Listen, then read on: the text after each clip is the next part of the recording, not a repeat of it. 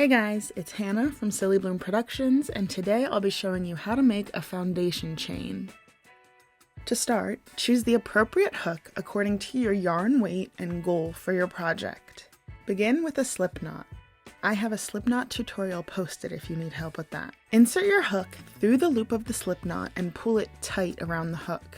Wrap the yarn in a clockwise direction around the back of the hook, then over the top.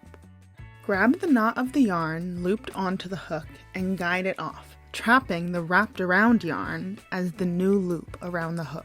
Continue the process of wrapping yarn around the hook, then sliding the loop off of the hook until your chain is your desired length. Be sure not to pull each chain too tight. You'll need enough space between the loops that you can fit your hook through them. Also, make sure you're not twisting the chain as you create it. Accidentally twisting the chains will make it look tangled and it becomes really difficult to work with. Figuring out the proper yarn tension and how to hold each moving part gets a lot easier with practice. Here it is again super slowly, bringing that new yarn through the loop by sliding the hook through that gap in that loop.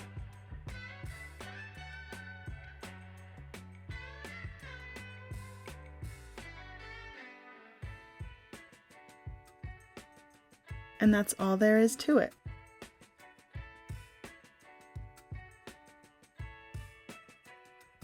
You'll know you've done your foundation chain correctly if one side looks like a braid, and the other side should be symmetrical loops of yarn with yarn weaving through the centers.